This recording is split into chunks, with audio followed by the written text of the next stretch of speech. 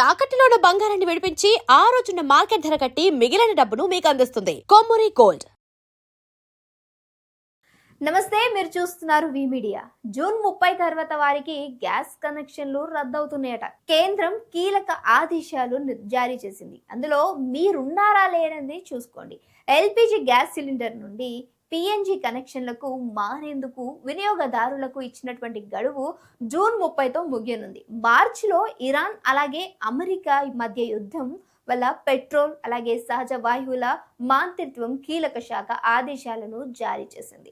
అదేంటంటే ఒక కుటుంబంలో ఎల్పిజి అలాగే పిఎన్జి కనెక్షన్ రెండింటిని కలిగి ఉండకూడదు.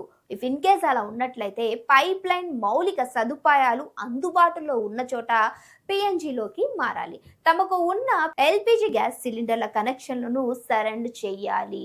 ఎందుకంటే ఇందులో 90 రోజుల గడువు ఇవ్వగా జూన్ 30తో ముగుస్తూ ఉంది. దీంతో ఆ తర్వాత ఏం జరుగుతుందని చర్చనీయంగా మారే అవకాశం ఉంది. పిఎన్జి వినియోగదారులు ఎల్పిజి కనెక్షన్లకు రద్దు చేస్తారట అనే అనుమానాలు కూడా వ్యక్తమవుతూ ఉన్నాయి.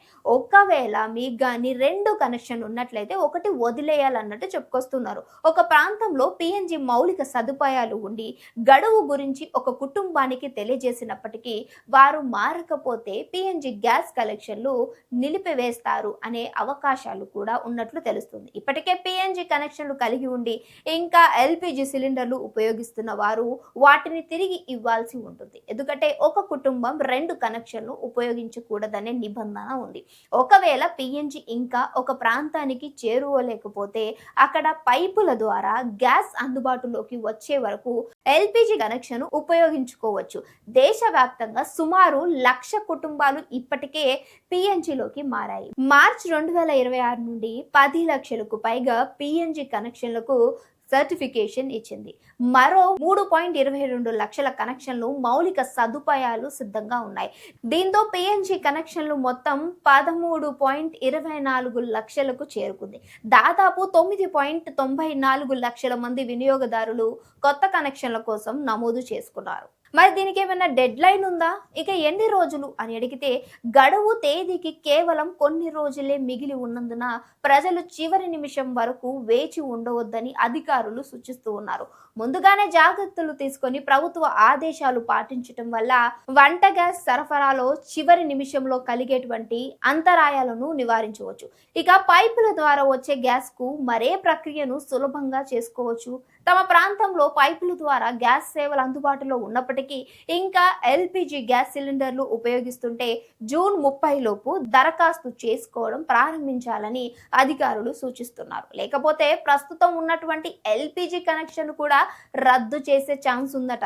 ఇప్పటికైనా వినియోగదారులు అలర్ట్ అయ్యి ఏదో ఒక దాన్ని మీరు ఖచ్చితంగా కట్ చేసుకోవాలని చెప్తున్నారు. ఎందుకంటే ఒకే కుటుంబంలో ఉన్నటువంటి వాళ్ళు 2 కనెక్షన్లు కలిగి ఉంటే మిగతా కుటుంబ సభ్యులకు మిగతా వాళ్ళకి కూడా అంతరాయం కలిగించేటువంటి అవకాశాలు. ఎందుకంటే ఇప్పటికే మనకి జరిగినటువంటి ఇరాన్ అలాగే అమెరికా యుద్ధంలో చాలా వరకు కూడా నష్టపోయారు.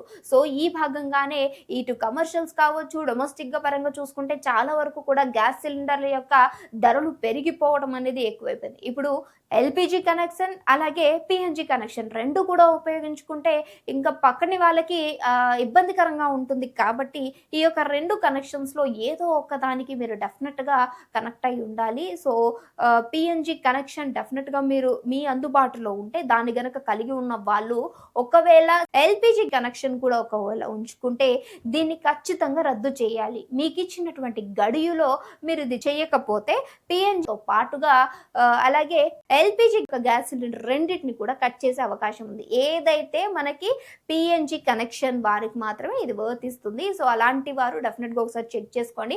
మనకి గడువు జూన్ 30వ తారీఖు వరకే ఉంది. ఇంకొక 4 రోజులు మాత్రమే దీనికి గడువు ఉంది. కాబట్టి ఈ గడువులోగా మీరు దరఖాస్తు చేసుకున్నట్లయితే మీ ఇంట్లో ఆ కనెక్షన్ అనేది కట్ అవ్వదు. సో ఒకసారి ఎవరైనా సరే ఇలాంటి వారు ఉంటే డెఫినెట్ గా ఒకసారి చెక్ చేసుకోండి. లేదు అని అంటే మీ ఇంటికి ఆ వంట గ్యాస్ కూడా వచ్చే అవకాశం లేదు అని అధికారులు ముందుగానే హెచ్చరిస్తూ ఉన్నారు. ఇంకొక వీడియోతో మళ్ళీ కలుస్తాం. అంతవరకు చూస్తూనే ఉండండి ఆ ఛానల్.